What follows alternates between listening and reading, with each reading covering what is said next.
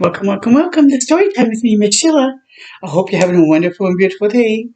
Today's story is actually about a song, and it's called The First Notes, the story of Do, Re, Mi. Do you remember where you heard that? Do, Re, Mi? Did you say the sound of music? You would be correct. But this is how the story became, how we got that song Do, Re, Mi.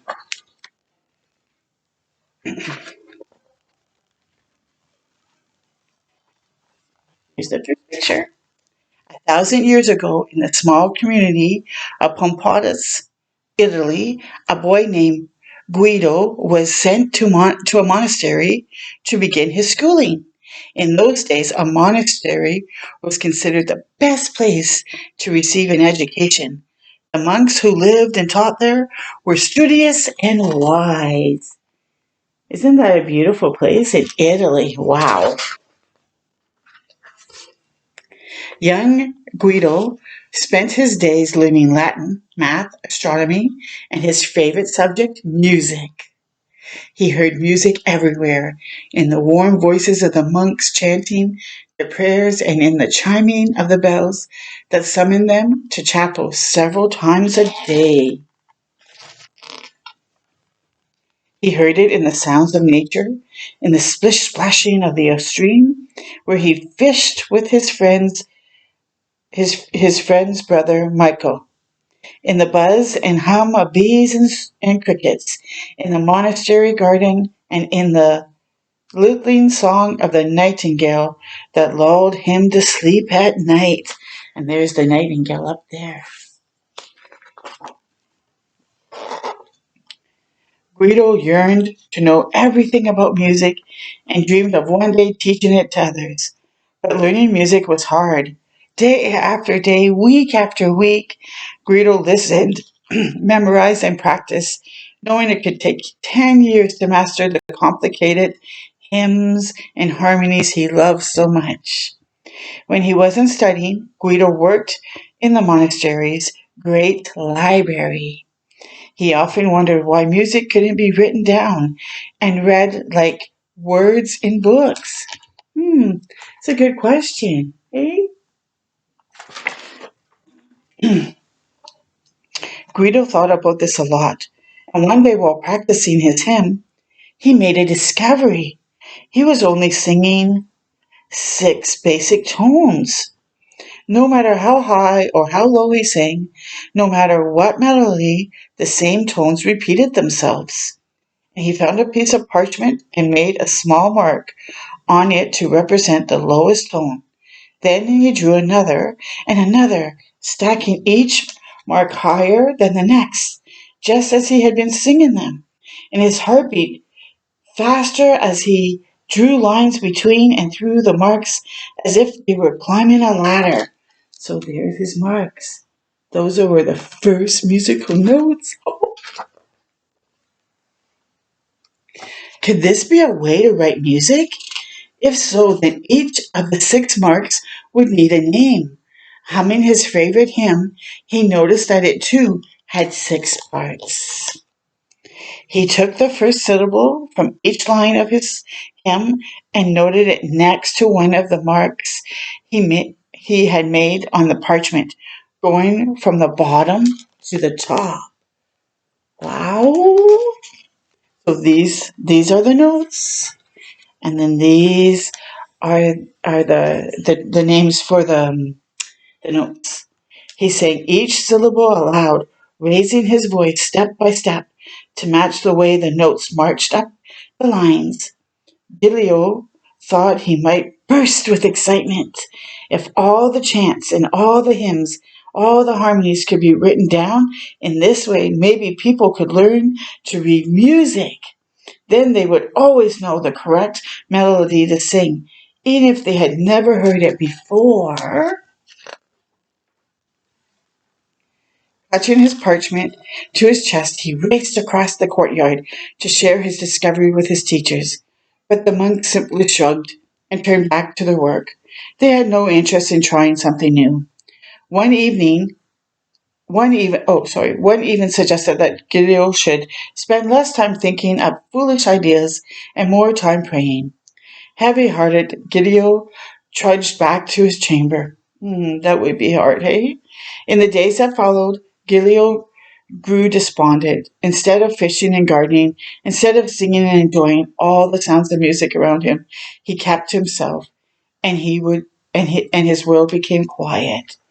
Oh, he took to heart what those monks said. He took it. Oh, poor guy.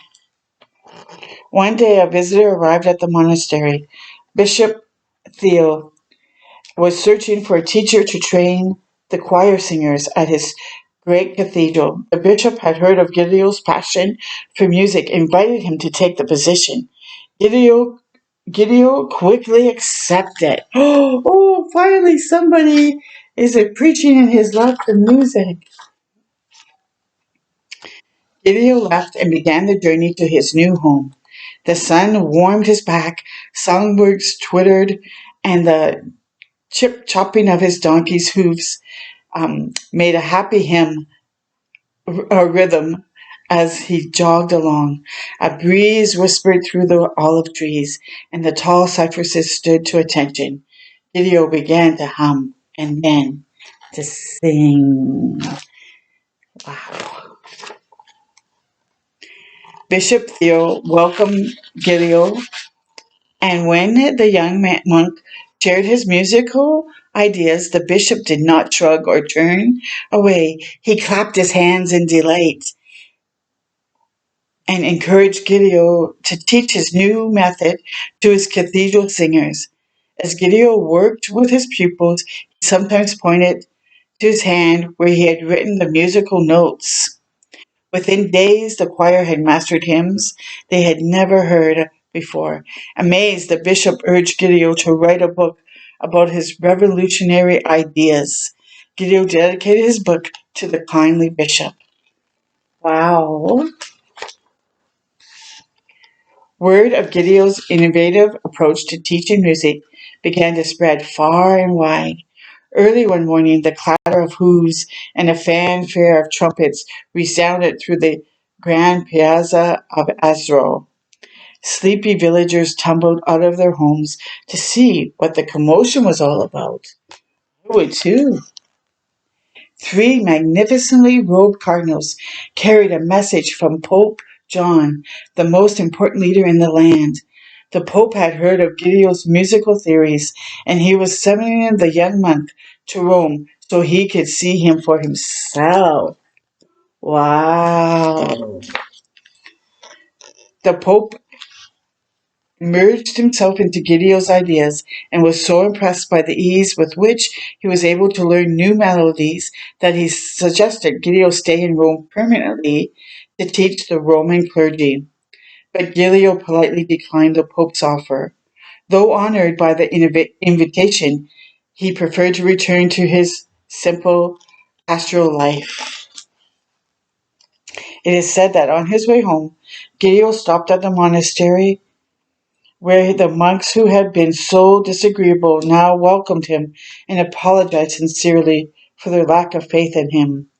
Gideon surely would have forgiven them, grateful to have realized his dream of teaching music and to have made its joys easier for people to learn. Oh, I'm glad that there was reconciliation, hey? And that they all got along now. Gideon's system of musical notation, now called the solfege, eventually spread throughout Europe and across the world. Many years later, Gideon's square notes became oval shapes. The first note, ut, was changed to do, and the seventh note, t, was added to become the musical scale we know and use today. And the basis of the song Do, Re, Mi. Imagine if Gideon could have heard that famous song, what fun he might have singing it with his students. So let's go. Do, a deer, a female deer, Re, a drop of golden sun. Me a name I call myself.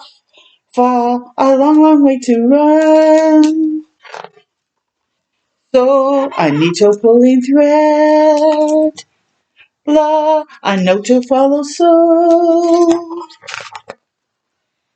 tea, a drink with jam and bread. That will bring us back to do, re, mi, fa, sol, la, ti, do. I hope you like that song, and what an interesting story, and how we got our notes for in our musical so we can read them. So I hope you go and enjoy your day or enjoy your sleep. Until next time with me, Miss Sheila, have a wonderful and beautiful day and keep shining your bright self. Bye.